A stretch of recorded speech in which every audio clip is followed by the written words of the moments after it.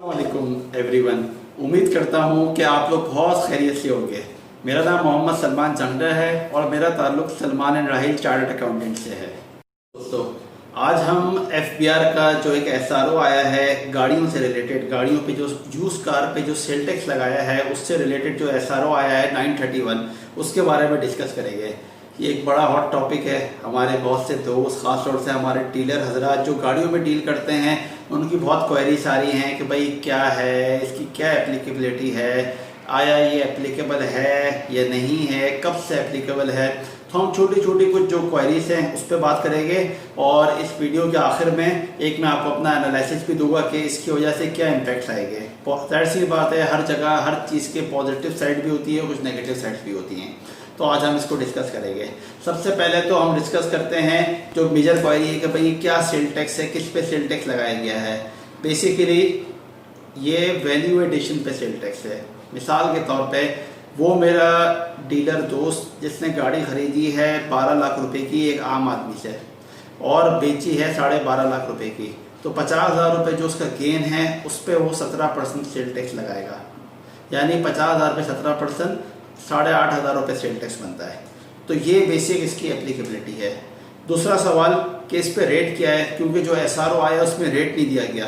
तो जब रेट नहीं दिया गया तो सेल टैक्स का जो बेसिक स्टैंडर्ड रेट है 17%, वो इस पर एप्लीकेबल होगा। तीसरा कॉमन सवाल कि कब से एप्लीकेबल है। जो एसआरओ है उसमें कोई डेट मेंशन नहीं की गई, तो जाहिर है एसआरओ आ चुका है। एसआरओ बिल्कुल फाइनल डिसीजन होता है और अगर डेट मेंशन नहीं है तो जिस दिन एसआरओ आया है उस दिन से ये एप्लीकेबल है। तो ये बेसिकली 3-4 सवाल थे जो लोगों की बहुत क्वेरीज आ रही थी।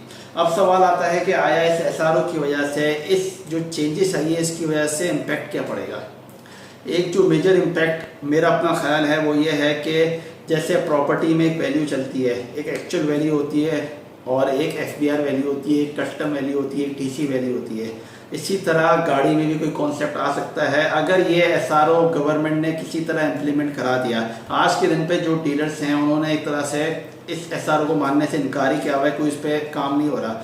मगर अगर गवर्नमेंट इसको किसी न किसी लेवल पे इम्प्लीमेंट करा देती है तो इसमें ये ज़रूर इम्पैक्ट आएगा कि एक गाड़ी, एक करोला मैं ख़रीद रहा हूँ 16 लाख रुपये की और मेरा बराबर वाला उसकी अच्छी कंडीशन है, वो 18 लाख में ख़रीद रहा है, तो उसको कैसे असर्टेन किया जाएगा। तो एक क्वेश्चन मार्क रहेगा जिसकी वजह से एक एफबीआर वैल्यू टाइप कोई चीज़ शायद आ जाए।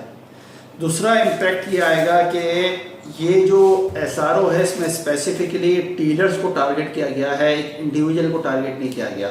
मिसाल के तौर पे मैं अगर गाड़ी बेच रहा हूँ तो उस पर टैक्स नहीं है और एक डीलर वही गाड़ी बेच रहा है मुझसे लेके, मार्केट से लेके, तो उस पर टैक्स है। तो इसकी वजह से जो डायरेक्ट सेलिंग का कल्चर है वो दोबारा से रिवाइव होएगा। यानी लोग चाहेंगे कि डायरेक्ट कंज्यूमर से गाड़ी खरीदी जाए क्योंकि उस पर टैक्स नहीं लगेगा, गाड़ी सस्ती मिलेगी। तीसरा एक इम्पैक्ट इस एसआरओ की वजह से ये आएगा कि कैश डीलिंग हो सकता है बढ़ जाए, क्योंकि जाहिर है एक चीज़ कंप्लाइंस में लोगों के जहन में यही है कि कंप्लाइंस में जब आती है जब बैंकिंग ट्रांजैक्शन यूज़ होती है, तो अगर लोग बैंकिंग ट्रांजैक्शन से बचने के लिए कैश डीलिंग शुरू करेंगे जो एक नेगेटिव पॉइंट है हमारी इकनॉमी के लिए भी। और चौथा जो मुझे लगता है वो गाड़ियों की प्राइसेस बढ़ जाएगी। उसके दो वजूहत से गाड़ी की प्राइसेस बढ़ेगी। एक तो है टैक्स का इम्पैक्ट जो इतना सिग्निफिकेंट नहीं है। दूसरा इम्पैक्ट ये है कि लोग जो आजकल एक कल्चर है या हमेशा से यूज़ गाड़ियों में, बहुत से हमारे दोस्त हैं जिनको शौक़ होता है वो रेगुलरली गाड़ियाँ बेच रहे होते हैं, ख़रीद रहे होते हैं, अपने इस्तेमाल की गाड़ियाँ ही, तो वो अब यूज़ गाड़ी बेचने का कल्चर रिड्यूस हो जाएगा क्योंकि ज़ाहिर है उस पर कंप्लाइंसेस बढ़ गई है। तो ज़ाहिर है सप्लाई कम होगी और तो उसकी वजह से उसकी प्राइसेस ऊपर जाएगी। ये मेरा एनालिसिस है। बट इसके साथ साथ ये तो थे बेसिकली नेगेटिव पॉइंट। इसके साथ साथ ज़ाहिर है जहाँ पे अंधेरा होता है वहाँ पे सितारे चमकते हैं, तो मुझे कुछ पॉजिटिव चीज़ें भी नज़र आती है। एक जो सबसे फंडामेंटल पॉजिटिव एरिया मुझे नज़र आता है कि ये सेक्टर जो यूज़ गाड़ियों का सेक्टर है बहुत ही अनफॉर्मलाइज सेक्टर था। अब फॉर्मलाइज होएगा तो कॉर्पोरेट सेक्टर, आज के दिन पे किसी भी कॉर्पोरेट को गाड़ी चाहिए होती है वो नई गाड़ी लेता है। तो आज अगर डाउन द लाइन ये सेक्टर फॉर्मलाइज हो जाता है, अच्छे शोरूम वाले आ जाते हैं, अच्छी डीलिंग हो जाती है, अच्छे लोग आ जाते हैं, तो कॉर्पोरेट सेक्टर्स की तरफ डाइवर्ट होएगा। एक अच्छा साफ कस्टमर जो एंड यूज़र है वो बहुत ही ज़्यादा कंप्लाइंसेस करता है, वो अपनी हर एसेट्स को डिक्लेयर कर रहा है, तो वो भी अब पुरानी गाड़ी की तरफ जा सकेगा, उसके लिए एक ऑप्शन आ जाएगा। तीसरा जो सबसे मेजर पॉइंट मुझे नज़र आता है वो ये है कि हमारे बहुत से डीलर हजरात हैं, उनकी हमेशा से शिकायत ये होती है कि यार हम अपना बड़ा शोरूम चला रहे हैं और बहुत से ऐसे हैं जो जिनके कोई ओवरहेड्स नहीं है, वो काम कर रहे होते हैं, उनके कोई खर्चे नहीं होते। तो अब उनके लिए ये है कि अब जो अच्छा काम करने वाले शोरूम जो दोस्त हैं, जो शोरूम वाले हैं, जो अच्छा काम कर रहे हैं, उनके लिए एक अपॉर्चुनिटी है कि वो अपनी चीज़ों को फॉर्मलाइज करें और एक मार्केट को, एक बड़ी मार्केट को टारगेट कर सकेंगे। और चौथा एक बहुत बड़ा जो फंडामेंटल है जिस पे लोगों की नज़र नहीं है वो ये है कि आज से पहले, इस एसआरओ से पहले अगर हम लॉ को पढ़ें तो लॉ ये कहता था कि जो भी सप्लाई होगी उस पर सेल टैक्स लगेगा। ऑल्दो ये सेक्टर पे एफबीआर का नज़र नहीं पड़ी अभी तक ज़्यादा लोगों को नोटिस नहीं आए, बट एफबीआर के पास ये राइट था कि जो डीलर एक गाड़ी 20 लाख रुपए की बेच रहा है तो उस पर डीलर से 20 लाख रुपए डिमांड कर ले। आज के दिन पे एफबीआर ने ये क्लैरिफाई कर दिया है कि भाई जो 20 लाख रुपए का पूरी वैल्यू पे टैक्स नहीं है, सिर्फ वैल्यू एडिशन पे टैक्स है, जो आपका प्रॉफिट है वो टैक्स है।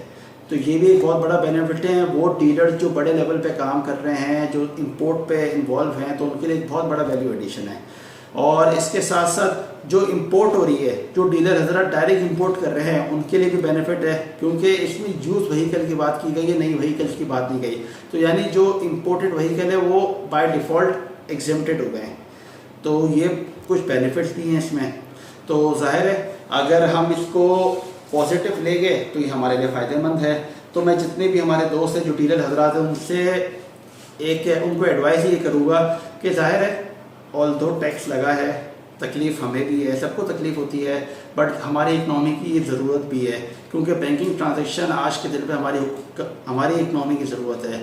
तो ठीक है, थोड़ा टैक्स लगा है, थोड़ी मुश्किल ज़रूर आएगी, बट अगर हम इसको पॉजिटिव लेंगे तो इस डिफ़िकल्ट टाइम से, जो हमारी पूरी कौम पे एक डिफ़िकल्ट टाइम है, तो इंशाअल्लाह ताला हम बहुत जल्द इसको अच्छे से अबूर कर लेंगे।